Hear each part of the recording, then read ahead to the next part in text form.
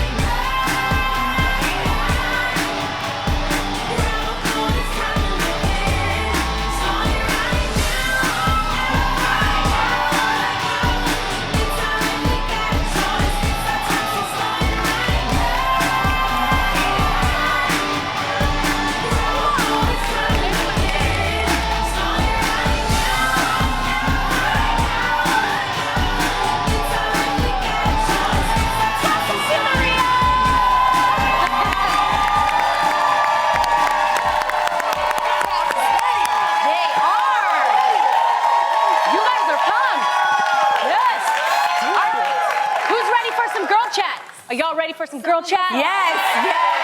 Okay. Ready. Please say hello to our guest co-host. She's an actress, singer, television personality, and author. Give it up for Miss Kelly Osbourne. Miss Kelly, are you ready? Are you ready for some girl chat? My favorite part of the day, girl chat? Yes. Well, first up, Kelly, if you guys didn't see the Real Housewives of Atlanta reunion finale, Clutch of Pearls, yo, it was explosive. Everyone was shocked when it turns out that Phaedra was behind the rumor that Candy and her husband, Todd, wanted to drug fellow castmate Portia to take advantage of her. Phaedra said during the reunion regarding the rumor, quote, "I repeated it because I heard it." However, she gave a tearful apology saying, "I'm sorry, I shouldn't have repeated it." Well, due to all this, it was reported shortly after the reunion that Phaedra has been fired from Housewives. Wow. So, ladies, do you think honesty is always the best policy, even if it messes with your livelihood?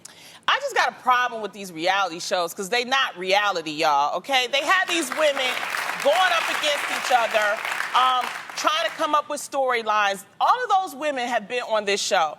I don't know Phaedra to be that type of person. That's what I was thinking because I actually met her on a plane and she was the nicest human being. She had her 2 little sons with her and they were so well behaved. So I just can't put those 2 together. See, I was thinking about this too, but then I realized from my female friends who are lawyers, they are innately trained by themselves to be in a constant state of argument. No matter what you're saying to them, they're not actually listening to you or hearing what you're saying. They're thinking about how they can still defend themselves. And it's a natural instinct that happens. And you can see in her face, like, she's got a full-blown lawyer's face. She's like, okay, what do I say here? Am I screwed? Am I going to get fired? Or am I going to actually, like, go for this girl? So it's something that... But what was said to me, which I don't understand the most in all of this, is how smart, educated women could do something so ugly. And as a lawyer... she really should know better. I think there's a life lesson to be learned here. What is it, The life lesson, folks, is if it isn't about you and you weren't there and you don't know the facts, maybe don't say anything. And I'm sorry, but don't lie. There's a lot of things you could say about me. You could say I'm loud. You could say I'm ghetto. You could say keep going. The worst things about me. I dress tacky. I wear too much makeup. I'm hoochie. Whatever it is, you could say what you want. But I'm not a liar. At some point, when you lie, you establish yourself where no one believes you anymore. Yes, of course. And that's the worst thing to ever be known for, is to be known as a liar. Okay, now when I listen to what you're saying and I bring it back to the question of, is honesty always right, even if it means it costs you your livelihood? What I would have to say is, an honest enemy is better to me than a friend who lies. Woo! Okay? Preach. And here's why I'm saying this. I'm at the end of the day, because we weren't there, we don't know if this is the truth or if Phaedra just decided to get caught up in something that she had personal feelings, made up something. I don't know. But all I know is I can't really, I'm not going to give a person who would make up a lie like that props, because guess what? I know liars, I've been lied to, and I've also come up with lies. And if you are a liar, you know that that is a full-time freaking job. It wears you out. So bad that when we say on this show all the time that what's in the dark will come to light. It's because, you wear yourself out trying to keep up all the details to keep up that lie. So Phaedra, at one point, she popped. Because that stuff was keeping her up at night. She had to lie and keep up this details. She had to keep up the story over here and stroke it over there. So at some point she was boom, so it came out. Right. It got bigger and bigger and bigger. Just so I'm clear. Yes. Because I am hearing two things. Right. I heard that she said she just repeated a rumor. From a source. From a source. But we all know in Hollywood that a source is. But I mean, we don't know that, if we gonna be real, I know every single one of us have repeated a rumor. Everyone has done that. Yeah, I have. Okay? But did she actually admit to making up this lie, or did she admit to just passing on the rumor? She originally said that she heard it directly from Candy. That was the original story, was she heard it directly from her. And then during the reunion, at some point, Portia turned to her and said, well, you're the one that told me that they were doing this to me. And then she said,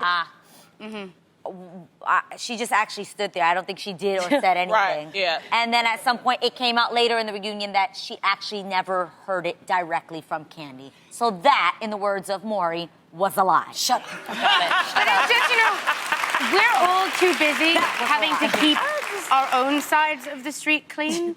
We don't need to be getting involved in anyone else's. But when you're involved in a show like this, but I know what I'm saying. It's about them, not us. We can talk about whatever we want. You want to know anything about me? I'll tell you. But it comes down to being honest. My rule is tell the truth always. Always speak in truth and feelings. But if it's going to hurt somebody, keep it to yourself. Keep it to yourself. Agreed. I mean, okay. I'm not talking about like breakups or anything. I think we're talking about two different things. In my world, I feel like this was put on for the cameras. That's what I believe. And I believe what we're doing is we're taking this and saying, okay, let's make a lesson out of this, never to lie. I just don't like the fact that you have African-American women on a show that are putting each other down like this. I don't like it. And I don't watch this stuff. And I'm going to take it even further. Can I be real? Actually, on that tip, I don't want to see that in any circle of women, period. Because I'm sick and tired of seeing squabs between women. Why does it look like we can't get along? Outside of this show, but the difference is, though, Jeannie, is that they give other women, especially white women, they give them shows. The reason why these sisters are doing what they're doing, if you want to be real about it, is because they're trying to keep that check, okay? That's why they're doing it. And if we're really going to be real about it, for the people who have done reality shows, honestly, the reason why my sister and I stopped doing our reality show, one of the main reasons is because they wanted to turn us into that. We were not going to have any part of that drama. Speak on it. My sister and I are all about positivity and love, and especially for the African-American community. But this is the issue, you guys. Black people fighting like that actually rate. People watch that kind of stuff. So if you don't want to see African Americans and women or anybody fighting like that all the time, don't watch it. Don't watch it. That's it. That's the reality. That's it. Whether you're black, white, Latina, but then we Asian, complain whatever. about it, and then when we put on a show that's positive, and again, that's not to say that everything's always going to be perfect, or that every show you watch that's positive is the most entertaining thing in the world. No, I mean, mine wasn't. What? The Osbourne. And I watched but they it, didn't and I film loved it it for you guys. But y'all was a family, though. Y'all cussed each other out. That's what families do, okay? But you have to make it very clear, though. We didn't do produce moments that create this kind of drama. We didn't want to do that either. We had cameras in our house everywhere, 2 crews of 12 people, 24 hours a day, and sometimes up to 4 crews. Like, first couple That days. was original reality. Like, it really was. It Yeah. took 6 months to film a season, Right. not 3 weeks. So it's like, I don't know how they do it now. We'd probably still be doing it. Production schedules now, pretty much what they do is they can shoot an entire season within 3 weeks, a few months, versus they can't afford to have cameras, They can 12 afford it. people, They just don't 24 want it. hours a day to film you. So they plan a shooting schedule and they say, this is the first setup, this is the first scene we're shooting for the day. You're then shooting a dinner scene later And they this keep evening, you up real and then late, you're so you're shooting. tired Correct. and hungry and get moody Right. and And if angry. you don't have They a give you lots of storyline, alcohol. That's and what if they you do. don't have a storyline, Really? sometimes you will say something, or a producer puts trigger. something in your ear to say something. So I don't know what's, Right. but we're talking about honesty, and that's what I understand, Jeannie, is that let's just be honest. I think that's the lesson Is it that we're worth learning it? out of this. Is it worth it? Being honest? No, I'm saying, is it worth it to it keep costs- your job? Because in the long run, it actually did not. If that is the case, for a storyline and to keep your I job. think they did that for a storyline. So now I know- they fire her. Now they're going to bring on some other people, and that's So just was it worth it for her to take the bait if that was a storyline? I don't know. It depends. I would say only no. time She will doesn't tell have a now. job now. Well, Only no, time. no. Okay, yes, that's a good question, but it depends on the person. There are some people out there that just love the funk of drama. They just they You're love so it. true. You There's should- people remember who in my just book when I wrote that the sickest part I found about fame is the more awful things that happened to me and my family, Yep. the more famous we got. Yep. And I asked my mum one day, and I said to her, do people thrive off of the pain and suffering of others? And Yeah. she said, Yes. unfortunately, Unfortunately, yes, they do. do. The more fighting, the more like someone's weave is about to be snatched off, somebody's gonna get thrown across the room. It actually does better. But then we gotta look at ourselves. Why are we watching We're that? glorifying it. Exactly. Well, that's an honest Yeah. thing. No.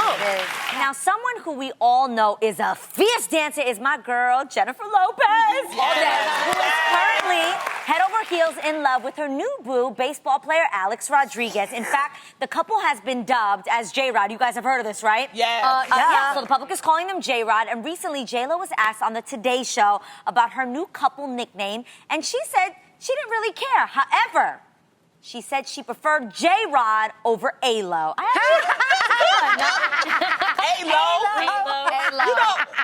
Well, ladies, do you think these couples' nicknames are cute, or do you think this kind of thing is corny? I love it, I think man. they're cute. They're amazing. cute. I think think it's it's so cute for the fans Of that love course. them and You don't like it? support them. I do think that. I hate it. I No, love Well, it. I I wouldn't some. like one myself. I made some for everybody. I actually decided to give some of the ladies at this table couple nicknames. Just Y'all when wanna I hear? said I hate it. Oh, Lord. Wait, I'm Okay. excited about this. So you're going to go first, okay? Israel and Adrian. Your nickname is Israan. See, why couldn't you make it Adriel? No. Adriel. No, that's my name I for think you it's guys. cute. I mean, it's ugly. Don't I use like that, that. please. It sounds biblical, okay? It sounds like a really pretty girl's name, Adrian. Exactly. You can name the baby, one of the babies. Israel. Israan. It sounds like a country somewhere. Oh. It sounds like a Yeah. country. It sounds like a country. That's me when I'm drinking. I was like, Okay, bring it on. All right. Moving right Okay. along. Pass it Tamara down. Adam. Okay. Your nickname would be TNA. Yeah, that's good. That's real sounds like something at the airport. Did you go through TNA? TNA. Why is Adrian late to the party? I love it. Okay, now Kelly, God. I heard I that you just love thought that Bob one, too. Marley. Yeah, I've always had a secret, massive crush on Bob Marley. Okay, so your nickname would be Bobley. Yes, that's awesome. That's good. That's good. Finally Okay. inappropriate Bobley. and kind of Bobley. cute. You guys do adult together. And I had to name myself. Okay. So I just said, wow, I'm single and I'm satisfied single, so I'm going to be Love Everybody.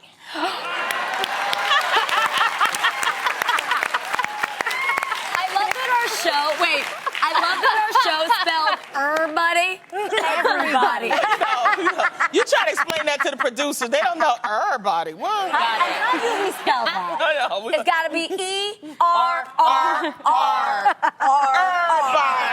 Everybody. So, yes. I but love it. I hope y'all like my nicknames that I made for y'all. It was made with love. I accept it. It won't be my child's I am name, but bubbly. I'm here for it. I am bubbly right now. TNA. I am so stoked. I'm bubbly. So, as your girl, I got to say, we love your hair. You always do no wrong with the colors you do. And I like that in your new book, There Is No Secret, Letters from a Badass Bitch, you actually write a love letter to your hair called Dear Lavender Hair. Yes. So you talk about your feelings. It's actually one of my favorite chapters because you also talk about who you pay homage to and you will never touch that color like Cyndi Lauper and colors that belong to other people. But when it comes to people taking more risks with their look, why is it important? Because it's something outside of the norm, what society deems as normal. And it takes you out of your comfort zone in a way that can make you feel so cool and so different. Yeah. I mean, my mom is finally over it. Oh, you guys, okay, this is real talk. You know when you have those moments that you have a conversation with your mom that you've been dying for her to say the words that came out of her mouth your whole life? And she was talking to me before my book tour started, saying, you know, maybe you should take some time off and, you know, reinvent yourself, you know, change your hair. You look, it's quite hard, you know, it's a bit edgy and, you know, you look a bit rough sometimes. And I went, well, what's wrong with it? Because I like it. I know that you think that I go out of my way to try and make myself look unattractive, but this is the way that I feel and look beautiful. And my mom just went, her eyes filled up with tears, and she went, I am so sorry. Oh. And I was like, yes! Oh my God, yes! It's true. Thank you, Lord, because I really, really needed to hear that from my mom. And ever since then, she's not said anything. Now it's subtle tips like a wig will get delivered to my front door that's like made by some wig master genius, and she'll be like, try this Hillary Rodham Clinton bob on. And I'm like, I love that look, you know, but that's just not me. you. If you put a natural tone on me, my whole body language goes from this to like this. I don't, and I look like my father. So, So ladies, it's a bit weird. was there ever a time you took a risk with your looks, and did it pay off? I agree with what you said because hair is the punctuation to your entire being. We have to work to put makeup on. You have to dress up to get a fashion look together. But hair is the one statement that is said without you having to do anything. So when I was growing up in the Bay and I was a makeup artist, then I was a stylist, and I traveled with different artists, and I always had blue hair. Oh, that's And it when I was first just- met you. You had yes. blue hair. And I it was my love signature it. thing in the Bay, and I loved it. And it carried me for a long time because it was That was just our much. first conversation we ever had was about your blue hair in the That's elevator. so true. Yes, Yeah. I remember that. In Vegas. You guys, it made my mark so well that my first time I even met like Diane von Furstenberg, she saw me another time during a runway and she goes, "There goes blue lightning." And I was like, yes, it was everything. So I agree with you. There's every moment in life you should do a little something. You do it all the time. It grows Oh, yeah. back. Yes. Yeah, I changed my color. I usually, you know, Aiden calls me purple because at one time I was wearing a lot of purple hair. That was like the short purple. So good. You know? So cute. Yeah, and then I was wearing braids for a minute, and I like, you know, doing that, and that, you know, that had the purple in it too. So it's all a reflection of how you're feeling, you know. Adrian, have you ever dyed your hair a crazy color? I've had my hair every color. I've been platinum. I've had jet black hair. It's whatever it's doing right now. The biggest change I ever made in my hair was my whole life. I had hair that was like literally down to my butt my whole life, like long hair. Like, I don't, you know, sometimes we get convinced that like long hair is pretty, but at some point you're like, oh my God, this is so boring because I had it for such a long time. And so between our pilot season, our test season, and the second season, in that break, I decided I want to chop my hair off, and that was those photos that they just put. And you cut your hair. I did. but I was actually forced into taking a risk. Right. I'm learning now that I'm closer to 40. I want to take more risks. I want to take more risks with my fashion. Good for you. But because I wasn't a risk taker before, I really feel I was forced into taking a risk with cutting off all my hair. I've talked about it on the show before. That was so cute. You though. look That was gorgeous. Beautiful. It's part of my curly hair journey. A guy actually burnt my hair straight so that it wouldn't even curl anymore. So I had to cut off all my hair, and it was an interesting experience because I didn't know how much confidence I actually had in myself with having hair. Oh, it's Because a like your woman's security hair- blanket. Yeah, You can it's a hide security behind blanket. It's like a woman's crown. They always say a woman's hair is their crown. So when I didn't have it anymore, I felt just open. And I was vulnerable. And I was forced to kind of like love myself from the inside and out. And I'm glad I did that because I learned to just feel free, more free than I ever had before. Anyone who colors their hair knows that it can get confusing and super scary, especially if you're doing it yourself. Well, you don't have to worry any longer. We've got the answers to all of your pressing questions. Stay tuned. This is Hair Color Hotline.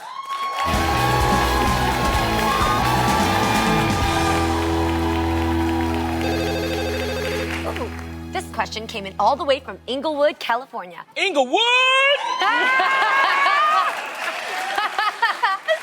Up to no good! Okay. It reads, Dear Color Queen Kelly, what is a gentle way to extend the life of a permanent hair color? What should I write back, Kelly? See, this is something, Jeannie, that I have mastered. There's so many ways. Okay. Keep away from sulfate in your shampoo or conditioner. They use sulfate in kitchen cleaners. That's going to strip the color of your hair. So make sure you look for that word. And it also kind of smells like an egg fart, so you don't want that on your head. When you get your hair dyed, if you're doing it yourself or if you've gone to a salon, get some of the color and mix it in with your conditioner so that when you wash your hair and you condition it, leave it in for 2 minutes and it will bump up the color. If you have black hair and your roots are coming in lighter, mascara is your best friend. You just get that little wand and fix your hairline. And those are a few of my best tricks. Nice, that's perfect. Love it. I'll make sure this customer gets this information ASAP. Woo, Lord, these emails are coming in so fast. Okay, here's one from Houston, Texas. Hey, Houston, I knew a lot of sexy men in Houston. All right. But this is a woman. Now, manager Kelly, she said, I love colorful hair, but I'm afraid of dyeing it with fun, bright colors. And, you know, that's in right now. Do you have any suggestions? I do. First of all, number one, make sure there's not something going on in your life. As women, we all know the first thing we do when something traumatic happens to us, like we get in a breakup or something doesn't go right, we cut our hair off completely and start new. So make sure it's not that. Go and buy a wig, the color that you like, wear it around, put your clothes on in your closet, because you'll see how things look different. Or some like clip-ins, hair chalk is a great thing. And then if you really like it, commit to it with a semi-permanent so that if you don't like it, you can go back to the color you were before. And remember, you guys, hair always grows back. You take that leap of faith. I'm telling you, like, lavender hair changed my life. Imagine what a different color could do for you. Oh! Well, Manager Kelly, those sure were some colorful tips, but it looks like it's lunchtime here at the Hair Club. Finally! Our next guest earned herself the title the First Lady of Bad Boy Records. She's a Grammy-winning artist who has sold more than 18 million records. And now she's set to release her long-awaited album, The King and I, featuring duets with her late husband, Notorious B.I.G. Please give it up for our girl, Faith Evans.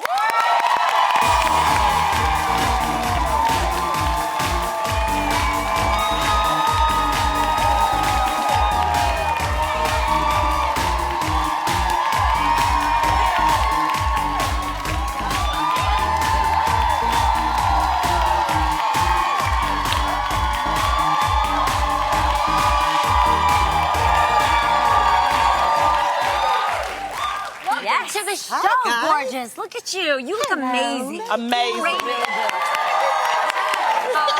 I mean, I watch every day, and you know, I'll be like, "Oh, that's nice." I just told you I was eyeballing that.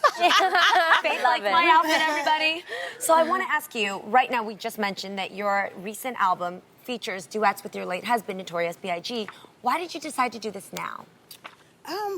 Well, I was inspired to do the album to do something like this back when Natalie Cole did Unforgettable with her dad. Mm-hmm. And I remember telling Miss Wallace that would be really great if I could do that one day. She said, you should. The fact that it is being released this year, when this is a year with so many milestones, you know, like connected to Big, was really just how it ended up happening. Because I think I was saying for a while it would be out in 2015, 2016. But as we got into the end of last year and I didn't have Lil' Kim's feature yet, which I knew I wanted to have. Right. I'm like, well, you know, we just have to push back the date. So it just kind of ended up being this year. It wasn't planned. Well, we thank you. Yeah. We wanted it. It's kind of magic though that it did because it is 20 years. Yeah. Since the time like passing, so it's kind of It's been a long time, even though so much has I guess because so much happened back then in such a short period of time, and maybe it's because of like the relationships as well that I've maintained with like all of Big's family and friends. It's like, you know, it's still the same. We talk about it and laugh at the same jokes as if he just told them yesterday, you know? Wow.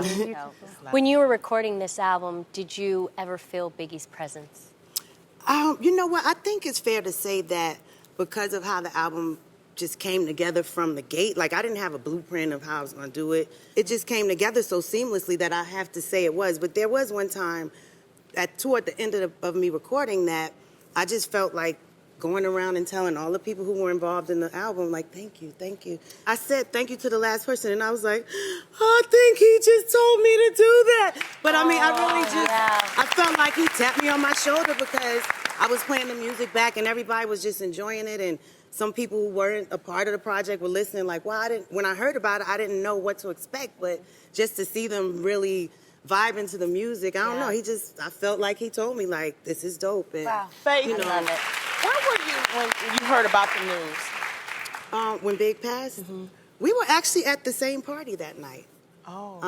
And we had a really crazy rebelliousness toward one another. We were separated at the time, but our son was just a few months old.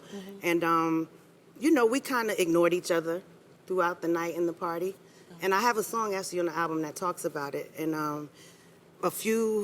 about an hour, 30 minutes after I left the party, I saw Heavy D, rest in peace, who was a good friend of us both. And he said, I heard something happen. Because there was another party that we were all headed to. Okay. So I'm walking to this house in the hills to go to this other party thinking I'm going to, you know, probably see him in there. And I ran to Heavy when he said something happened to Big. I immediately went to the hospital. And I could just tell that the looks on everyone's faces that it wasn't a good outcome, you know? All right. But yeah, we were at the same party that night, just kind of knowing each other, that we were there. And, you know, I glanced over at him and vice versa. He sent someone over there to check on me, but we just didn't quite say anything to each other that night. Wow. Now, after Biggie's death, you actually performed an emotional tribute to him at the 1997 MTV Music Awards. For me, this is hands down one of the most memorable moments in music history. I will never forget being at home. I recorded it on VHS, played it back a million times. It's an incredible moment for music, and I'm sure it was an amazing moment for you, but I understand you almost didn't do it. Well, I can't say that. If I had my way at the time, I didn't want to do it. Because when Puff came to me to record this song, he's like, I want to do the biggest tribute ever, and I want some of the proceeds to go to CJ and Tiana, and I was all in. Not really thinking beyond that moment. And once the song just blew up and became such a huge hit and it came time to perform it, I think that may have been the first real major performance. And mind you, he got Sting all in. And I was on the phone telling him I didn't want to do it. And I remember crying like, I don't want to do it. And by the time Puff got finished with me, I was like, those tears came, they turned into tears of like, I got to do this. Glad you did. It was incredible. He was like, listen.